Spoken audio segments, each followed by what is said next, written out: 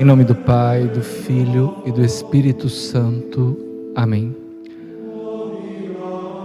O capítulo 18 do livro do Gênesis traz a visita dos 3 anjos a Abraão.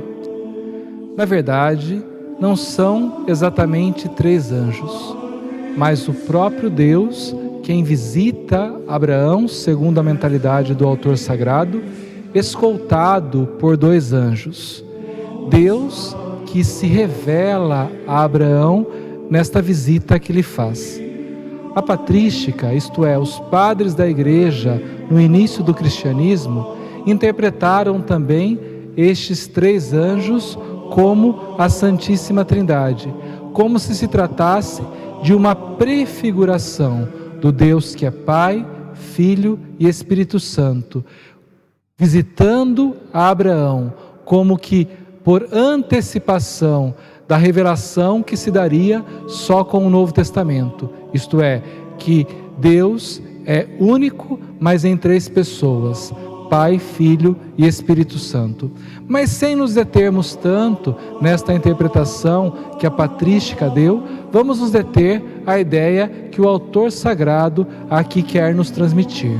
Dizendo lá no versículo 1, o Senhor apareceu a Abraão nos carvalhos de Mambré, quando ele estava assentado à entrada de sua tenda, no maior calor do dia, isto é, no meio do dia, ao meio-dia. Foi ali que se deu esta aparição dos anjos a Abraão.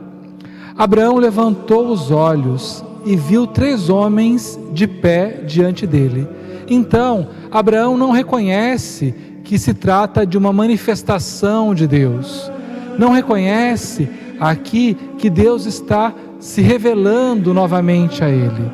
Porque esta passagem não se dá como se deu quando Deus apareceu para Abraão e disse a ele: eu sou El Shaddai, isto é, o Todo-Poderoso. Aqui Abraão vê diante de si 3 homens, como que se Deus tivesse se manifestado a Abraão usando de forma humana. Foi assim que Abraão os viu.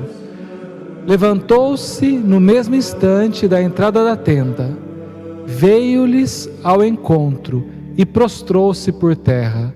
Como Abraão ainda não havia reconhecido que se tratava do próprio Deus, esta prostração por terra não é propriamente uma adoração, como nós víamos no capítulo 17, quando ele se prostrou diante do Todo-Poderoso, diante de El Shaddai. Aqui não se trata de uma adoração prestada, porque ele não reconhece num primeiro momento que nestes 3 homens está presente Deus. Então trata-se de uma saudação feita com profundo respeito. Por quê? Porque os povos traziam naquela época a ideia de que deuses podiam visitá-los, mas Abraão ainda não havia reconhecido naqueles 3 homens a presença do próprio Deus. Nós vemos um exemplo disso nos Atos dos Apóstolos, claro, já no Novo Testamento. Os Atos dos Apóstolos, lá no capítulo 14, vai trazer a experiência de Paulo e Barnabé em Listra. O que aconteceu lá em Listra? Vemos lá no versículo 11. Vendo a multidão o que Paulo fizera, levantou a voz gritando em língua caônica, deuses em figuras de homens baixaram entre nós. Chamavam a Barnabé Zeus e a Paulo Hermes. Então os povos traziam esta ideia que deuses podiam estar visitando-os em forma humana, mas Abraão, num primeiro momento, só reconhece diante de si 3 homens. Por isso, mesmo a sua prostração não é em sinal de adoração, mas sim de profundo respeito, considerando a possibilidade de que, conforme a crença de povos vizinhos, deuses pudesse, ou Deus que o chamou pudesse estar visitando. Daí diz assim a Abraão: meu Senhor, se encontrei graça diante de vossos olhos, não passeis avante sem vos deterdes em casa de vosso servo. Tendo 3 homens diante de si, Abraão se dirige apenas a um deles, e não àqueles que ele considera estarem como que escoltando a este a quem ele dirige a palavra, a quem ele chama de Senhor. E é claro, Senhor aqui também não é ainda um reconhecimento da divindade daquele que ele tem diante de si. Vou buscar um pouco de água para vos lavar os pés. Um dado muito interessante aqui, não é? Por quê? Porque normalmente nós interpretamos o lava-pés que aparece no Novo Testamento, de Jesus na última ceia, como se tratasse de um rito de humilhação, onde Jesus estivesse se humilhando diante ali dos seus apóstolos ao lavar-lhes os pés. Mas a verdade não é nada disso. Conforme o texto aqui do livro do Gênesis nos descreve, trata-se de um rito para acolher aqueles que estão de passagem na casa de um anfitrião. E é assim que Abraão se comporta, acolhe estes homens, dizendo que iria buscar água para lavar seus pés.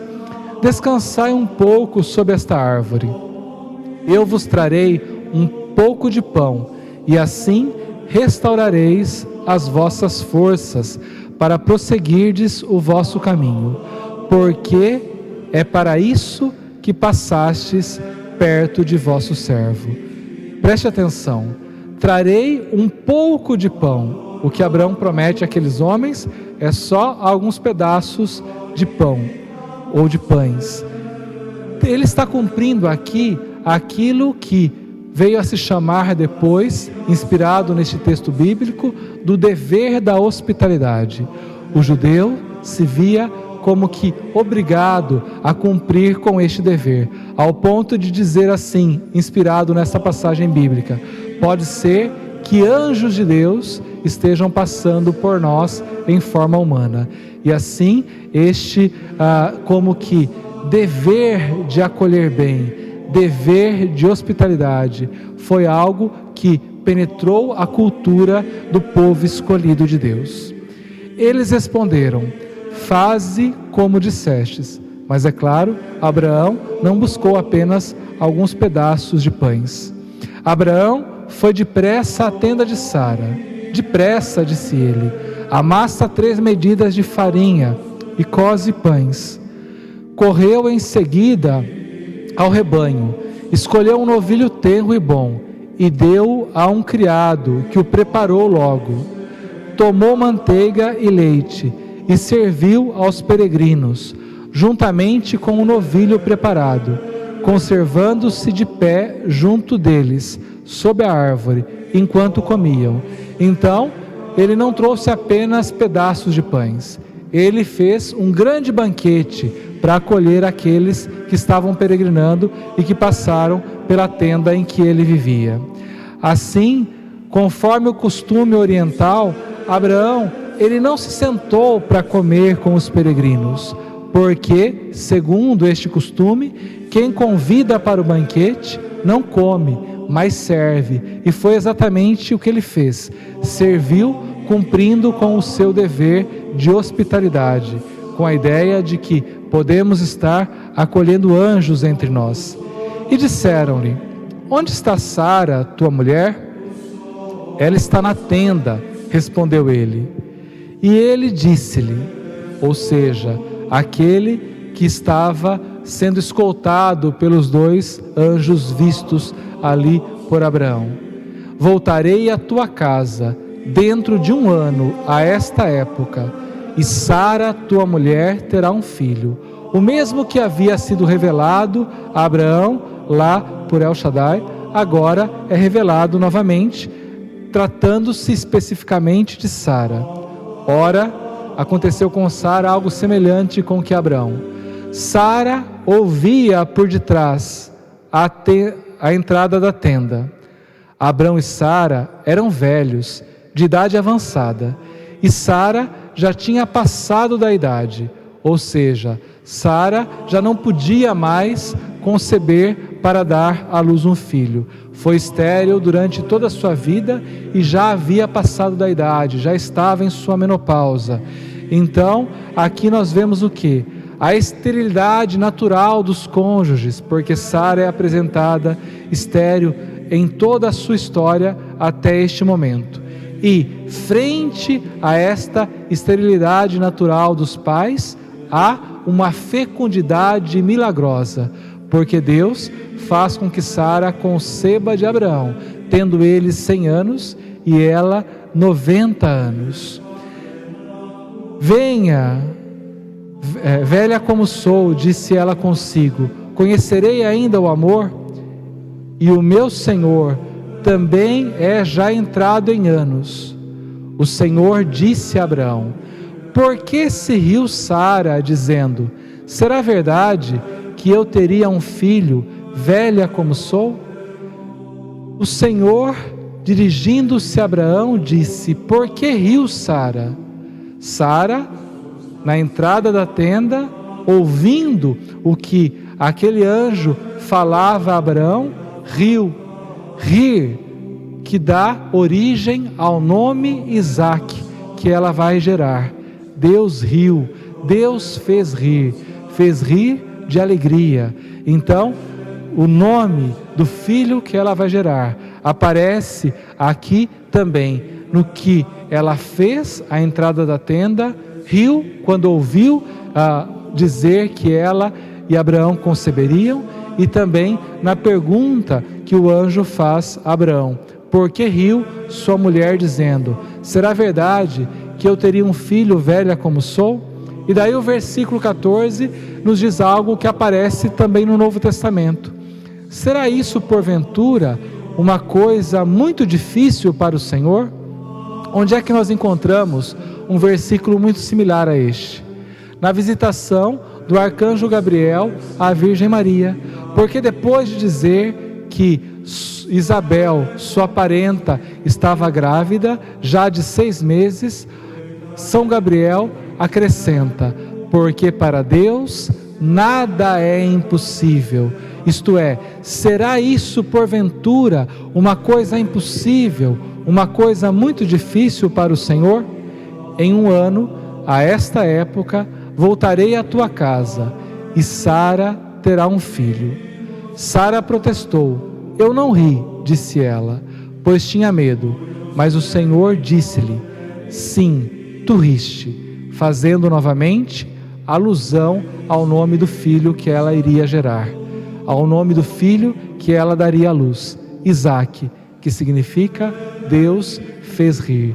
Eu não ri, sim, tu ristes, porque Deus a fez rir de alegria, já na sua velhice, concedendo-lhe ser mãe.